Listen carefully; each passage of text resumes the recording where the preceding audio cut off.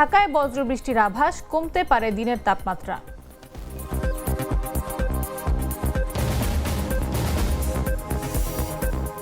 সাদা পাথর লুট, বিএনপির পদ হারানো শেখ শাহাবুদ্দিন গ্রেফতার।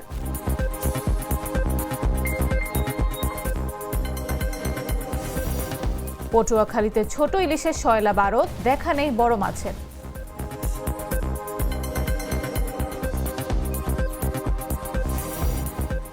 গাজা সিটি খালি করতে হামলার গতি বাড়ালো ইসরায়েল, একদিনে নিহত ৪৯।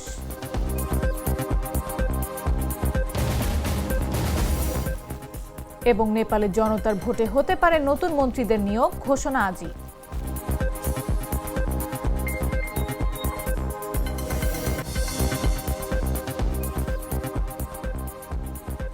বেলা ১১টা নিউজে সবাইকে আমন্ত্রণ। সাথে আছে আমি নাফিস আব্দুল্লাহ। টুইন লেমন ও অ্যান্টিব্যাকটেরিয়াল ফর্মুলা বাসনকে চকচকে জীবাণুমুক্ত করে আমাদের দেয় গ্লিটার গ্যারান্টি। ঢাকা ও পার্শ্ববর্তী এলাকায় দিনের তাপমাত্রা কমতে পারে বলে আভাস দিয়েছে আবহাওয়া অধিদপ্তর। রোববার সকাল ৭টা থেকে পরবর্তী ৬ ঘন্টার জন্য দেয়া পূর্বাভাসে এ তথ্য জানানো হয়েছে। পূর্বাভাসে আরও বলা হয়েছে, আকাশ আংশিক মেঘলা থেকে অস্থায়ীভাবে মেঘলা থাকতে পারে। বাতাস দক্ষিণ দক্ষিণ পশ্চিম দিক থেকে ঘন্টায় ১০ থেকে ১৫ কিলোমিটার বেগে প্রবাহিত হতে পারে। এতে আরও বলা হয়, ঢাকায় আজ বৃষ্টি সহ বজ্রবৃষ্টি হতে পারে। সকাল ৬টায় তাপমাত্রা ২৮.০ ডিগ্রি সেলসিয়াস এবং বাতাসে আর্দ্রতার পরিমাণ ৯০% ছিল। গতকাল শনিবার সর্বোচ্চ তাপমাত্রা ছিল ৩২.২ ডিগ্রি সেলসিয়াস এবং আজ রোববার সর্বনিম্ন তাপমাত্রা পাওয়া গেছে ২৭.৮ ডিগ্রি সেলসিয়াস। অন্য আরেক বিজ্ঞপ্তিতে আবহাওয়া অধিদপ্তর জানায়, আজ সন্ধ্যা ৬টা পর্যন্ত রংপুর, ময়মনসিংহ, ঢাকা, বরিশাল, চট্টগ্রাম ও সিলেট বিভাগের অনেক জায়গায় এবং রাজশাহী ও খুলনা বিভাগের কিছু কিছু জায়গায় অস্থায়ীভাবে দমকা হাওয়া সহ হালকা থেকে মাঝারি ধরনের বৃষ্টি অথবা বজ্রসহ বৃষ্টি হতে পারে। সেই সঙ্গে সারা দেশের কোথাও কোথাও মাঝারি ধরনের ভারী থেকে ভারী বর্ষণ হতে পারে। তবে এই সময় তাপমাত্রা প্রায় অপরিবর্তিত থাকতে পারে।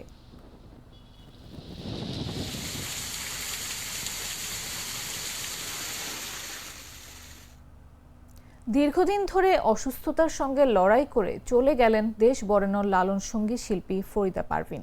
শনিবার রাত ১০টা ১৫ তিনি মারা যান। তার বয়স হয়েছিল ৭১ বছর।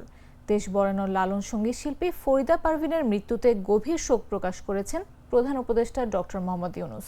ফরিদা পারভিনের মৃত্যুর সংবাদটি নিশ্চিত করে বড় ছেলে ইমাম নিমেরি উপল বলেন, রাত ১০টা ১৫ ইন্তেকাল করেছেন।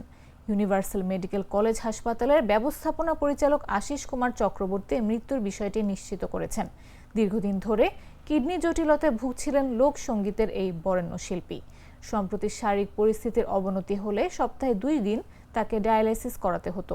নিয়মিত ডায়ালাইসিসের অংশ হিসেবে গত ২ সেপ্টেম্বর তাকে মহাখালীর ইউনিভার্সাল মেডিকেল কলেজ হাসপাতালে নেওয়া হয়। কিন্তু ডায়ালাইসিসের পর তার শারীরিক অবস্থার আরও অবনতি হয়। তখন চিকিৎসক তাকে হাসপাতালে ভর্তি করানোর পরামর্শ দেন। গত বুধবার অবস্থার অবনতি হলে তাকে ভেন্টিলেশনে রাখার সিদ্ধান্ত নেওয়া হয়।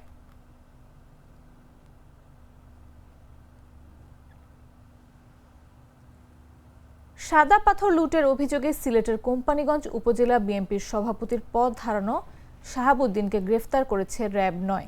শনিবার রাত ১১টার দিকে সিলেট নগরীর কুমারপাড়া এলাকায় অভিযান চালিয়ে তাকে গ্রেফতার করা হয়। পরে রাত ২:৩০টার দিকে এক সংবাদ বিজ্ঞপ্তিতে র্যাব ৯-এর মিডিয়া অফিসার অতিরিক্ত police super KM Shahidul Islam সোহাগ এ তথ্য নিশ্চিত করেছেন। র্যাব জানায়, শাহাবুদ্দিনের বিরুদ্ধে সিলেট জেলার কোম্পানীগঞ্জ ও কোতোয়ালী থানায় ৭টি মামলা রয়েছে। গ্রেফতারের পর তাকে কোতোয়ালী থানায় হস্তান্তর করা হয়েছে। এর আগে সাদা পাথর লুটপাটের ঘটনা দেশ জুড়ে ছড়িয়ে পড়লে সমালোচনার মুখে গত ১১ আগস্ট সিলেটের কোম্পানীগঞ্জ উপজেলা বিএনপির সভাপতি শাহাবুদ্দিনের সকল পদ স্থগিত করা হয়। প্রাণ কফি ক্যান্টিন, কররা কফি, কঠিন স্বাদে, হাইকে বলো বাই। রাজশাহী বিশ্ববিদ্যালয়ের কেন্দ্রীয় ছাত্র সংসদ নির্বাচন থেকে প্রার্থিতা প্রত্যাহার করেছেন রাবি শাখা ছাত্রদলের সাংগঠনিক সম্পাদক মাহমিদুল হাসান মিঠু। স্বতন্ত্র ভিপি প্রার্থী হিসেবে মনোনয়ন জমা দেওয়ার পর শনিবার বিকেলে তিনি আনুষ্ঠানিকভাবে তার প্রার্থিতা প্রত্যাহার করেন। বাংলাদেশ জাতীয়তাবাদী ছাত্রদল রাজশাহী বিশ্ববিদ্যালয় শাখার সাংগঠনিক সম্পাদক হিসেবে দায়িত্ব পালন করছি। আমরা যেদিন আনুষ্ঠানিকভাবে মনোনয়নপত্র উত্তোলন করি সেই দিন আমরা এই দলের পক্ষে মনোনয়নপত্র ফর্ম উত্তোলন করেছিলাম। যেহেতু এটি একটি জটিল নির্বাচনী প্রক্রিয়া, এখানে যাচাই বাছাইয়ের সুযোগ রয়েছে, বাদ পড়ার একটি সংখ্যা রয়েছিল, সেই জায়গা থেকে সংগঠন জাতীয়তাবাদী ছাত্রদল যেহেতু একটি বৃহৎ সংগঠন, এখানে নেতৃত্বের প্রতিযোগিতা রয়েছে এবং গণতান্ত্রিক প্রক্রিয়ায় যোগ্য থেকে যোগ্যতম প্রার্থীদেরকে বাছাই করা হয়েছে। সেই সংগঠনের সিদ্ধান্তকে সম্মান জানিয়ে সংগঠনের ফলাফলকে আরও গতিশীল করার জন্য, ত্বরান্বিত করার জন্য, যেহেতু এখানে একটি নির্বাচনী প্রক্রিয়া, সেই নির্বাচনী প্রক্রিয়া আমরা নিয়ম মেনেই আমি মনোনয়নপত্র জমা দিয়ে রেখেছিলাম। আজকে যেহেতু আনুষ্ঠানিকভাবে বৈধভাবে প্রার্থিতা প্রত্যাহারের শেষ দিন, সংগঠন আমাকে বিবেচনা করেছে যে সাংগঠনিক সম্পাদক হিসেবে এই যে নির্বাচন 17টি হল সংসদ এবং একটি মূল সংসদ এবং সিনেট ছাত্র প্রতিনিধি হিসেবে যে নির্বাচন, এই বিশাল একটি নির্বাচনী কর্মযজ্ঞের মধ্যে কিছু ব্যক্তি নিরলসভাবে কাজ করার প্রয়োজন রয়েছে। সেই প্রয়োজনীয়তার অনুভব থেকে আমার কাছে আমি সংগঠনের কাছে প্রতিশ্রুতিশীল, আমি দায়বদ্ধ, আমি সংগঠনের জন্য আরও কাজ করতে চাই। পাশাপাশি আমি সাধারণ শিক্ষার্থীদের কাছে বিভিন্ন আন্দোলন সংগ্রামে তাদের একটা দাবি দেওয়া ছিল, তাদের একটা চাওয়া পাওয়া ছিল, সেই চাওয়া পাওয়া প্রত্যাশাটা আমি সংগঠনের জন্য কাজ করে ইনশাল্লাহ পূরণ করব এবং অতীত লড়াই সংগ্রাম সংকটে সম্ভাবনায় সবসময় আমি রাজশাহী বিশ্ববিদ্যালয়ের সাধারণ শিক্ষার্থীদের পাশে ছিলাম, এখনও থাকবো। আমি ছাত্রদলের সাংগঠনিক সম্পাদক বিটু হিসেবেও কাজ করব। পাশাপাশি রাজশাহী ভোর হলে জমে ওঠে পটুয়াখালীর বড় মৎস্য অবতরণ কেন্দ্র আলিপুর মহিপুর ঘাট। এই আড়তগুলোর ব্যস্ততা সারা বছর থাকে, কিন্তু বর্তমান মাছের পরিমাণ বাড়লেও দেখা নেই বড় ইলিশের। মনকে মন উন্মুক্ত ডাকে মাছ বিক্রি হচ্ছে, যার ওজন 300 থেকে 500 গ্রাম।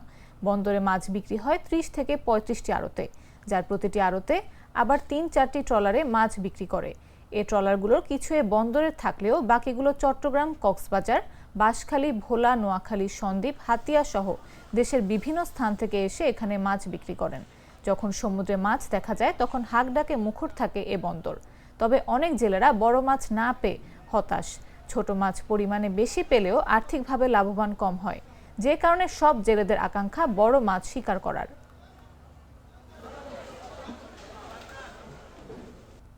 বড় মাছ কম, সাগরে বড় মাছ বর্তমানে পাইতেছে না জেলেরা, ছোট মাছটা একটু বেশি। এই তো মাছ চলছে সব সাইজেরই, 1 কেজি হইতে শুরু করে 300 গ্রাম পর্যন্ত এই ভিতর মাছগুলো। সবচেয়ে 300 থেকে 400 গ্রামের মাছগুলো বেশি, 250 থেকে 300 গ্রামের মাছগুলো এগুলো সবচেয়ে বেশি। মাছ অপর্যাপ্ত পরিমাণ মাছ যাও আছে, ঝাটকা মাছ, শুধু ছোট মাছ এবং বাজে মাছ, বড় মাছের দেখা নেই। মাছের দাম তুলনামূলক আমাদের এখানে এখনো বেশি। ঢাকায় আমাদের বিভিন্ন জায়গায় যে মাছ চালাই আমরা, বাজারজাত করি, আসলে সব জায়গায় আরো মাছের দাম কম। রোজকার সাধারণ খাবার এখন হবে অসাধারণ। প্রাণ স্বাদের মশলা, স্বাদ বাড়ায়, ঘ্রাণ ছড়ায়। জানাবো আন্তর্জাতিক সংবাদ।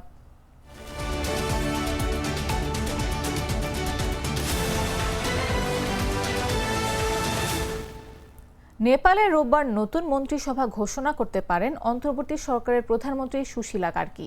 প্রয়োজনীয় পরামর্শ শেষে এই সিদ্ধান্ত বাস্তবায়ন হওয়ার সম্ভাবনা রয়েছে।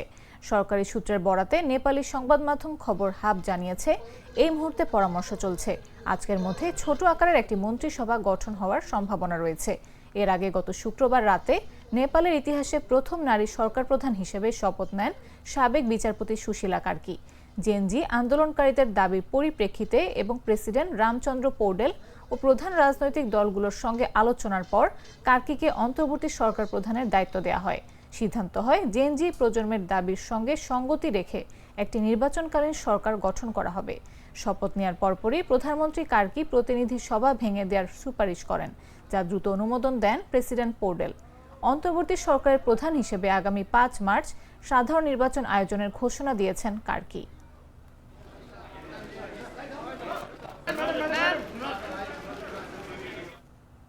গাজা সিটিতে শনিবারও তীব্র হামলা চালিয়ে কমপক্ষে 49 জনকে হত্যা করেছে ইসরায়েল। এদিন 1000-এরও বেশি ভবন ধ্বংস বা ক্ষতিগ্রস্ত হয়েছে। ক্ষতিগ্রস্ত ভবনগুলোর মধ্যে রয়েছে জাতিসংঘ পরিচালিত স্কুলও, যেখানে আশ্রয় নিয়েছিল বহু বাস্তুচ্যুত ফিলিস্তিনি। গাজা সিভিল ডিফেন্স জানিয়েছে, কেবল গাজা সিটিতে অন্তত 6000 মানুষ ঘরবাড়ি ছেড়ে পালাতে বাধ্য হয়েছে। এদিন গোটা উপত্যকায় ইসরায়েলি হামলায় অন্তত 62 জন নিহত হয়েছেন। সংস্থার মুখপাত্র মাহমুদ বাসাল বলেন, গাজা শহরের মানুষ এখন চরম দুর্দশায় রয়েছে। টানা অবরোধ আর বোমা বর্ষণের মধ্যে তারা দিন কাটাচ্ছে। প্রত্যক্ষদর্শীদের মতে, ইসরায়েলি বাহিনী দ্রুত হামলা চালাচ্ছে যেন পুরো শহর দখলের পথ পরিষ্কার করা যায়। ক্ষুধার্ত আতঙ্কিত বাসিন্দাদের প্রাণ বাঁচাতে পালাতে বাধ্য করতে লিফলেটও ফেলা হয়েছে।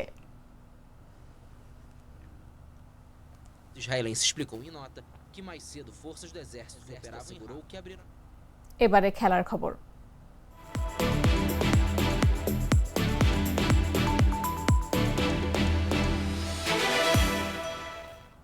জাকের আলী অনেক আর শামীম হোসেন পাটোয়ারির লড়াই কোনো কাজেই লাগলো না। যে উইকেটে শ্রীলঙ্কান বোলাররা বিধ্বংসী হয়ে উঠেছিল, সেই একই উইকেটে বাংলাদেশের বোলাররা হয়ে গেলেন নখদন্তহীন। ফলে 140 রানের লক্ষ্য 32 বল এবং 6 উইকেট হাতে রেখে টপকে গেল শ্রীলঙ্কা। টস হেরে প্রথমে ব্যাট করতে নেমে বাংলাদেশের স্কোর দাঁড়ায় 5 উইকেট হারিয়ে 139 রান। জবাবে ব্যাট করতে নেমে 14.4 ওভারে 4 উইকেট হারিয়ে জয়ের লক্ষ্যে পৌঁছে যায় শ্রীলঙ্কা। 140 রানের লক্ষ্যে ব্যাট করতে নামে শ্রীলঙ্কার শুরুতেই কুশল মেন্ডিসের উইকেট তুলে নেন মোস্তাফিজুর রহমান। দলের 13 রানের মাথায় মেন্ডিস আউট হলেও পাথম নিশাঙ্কা আর কামিল মিশারা দ্বিতীয় উইকেট জুটিতে ঝোড়ো ব্যাটিং করে শ্রীলঙ্কার জয় নিশ্চিত করে ফেলেন। 95 রানের জুটি গড়ে তোলেন এ দুজন। 34 বলে 50 রান করে আউট হন পাথম নিশাঙ্কা। 32 বলে 46 রান করে অপরাজিত থেকে যান কামিল মিশারা। বাংলাদেশের বোলারদের হয়ে শেখ মেহেদী হাসান 4 ওভারে 29 রান দিয়ে নেন 2 উইকেট। একটি করে নেন মোস্তাফিজুর রহমান ও তানজিম সাকিব। এর আগে টস হেরে ব্যাট করতে নেমে শুরুতেই বিপর্যয় পড়ে বাংলাদেশ। 0 রানে হারায় 2 উইকেট। এরপর 11 রানে তৃতীয়, 38 রানে চতুর্থ ও 53 রানে হারায় পঞ্চম উইকেট। এরপরই ঘুরে দাঁড়ান জাকের আলী অনেক ও শামীম হোসেন পাটোয়ারি।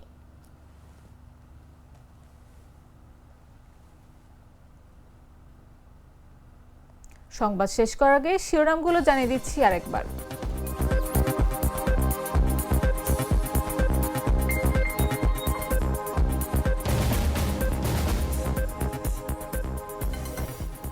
ঢাকায় বজ্রবৃষ্টির আভাস, কমতে পারে দিনের তাপমাত্রা।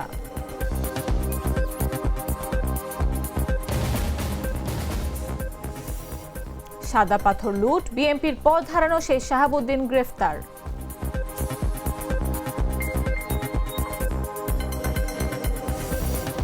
পটুয়াখালীতে ছোট ইলিশের সয়লাভ আড়ত, দেখা নেই বড় মাছের।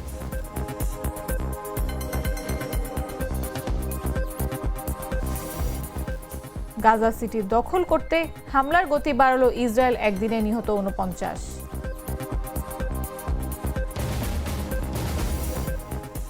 এবং নেপালের জনতার ভোটে হতে পারে নতুন মন্ত্রীদের নিয়োগ, ঘোষণা আজই।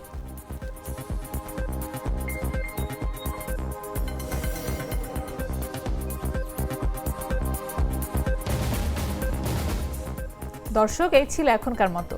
প্রতি মুহূর্তে সর্বশেষ খবর পেতে ভিজিট করুন jagonews24.com, ফলো করুন আমাদের ভেরিফাইড ফেসবুক পেজ এবং সাবস্ক্রাইব করুন জাগো নিউজের ইউটিউব চ্যানেল।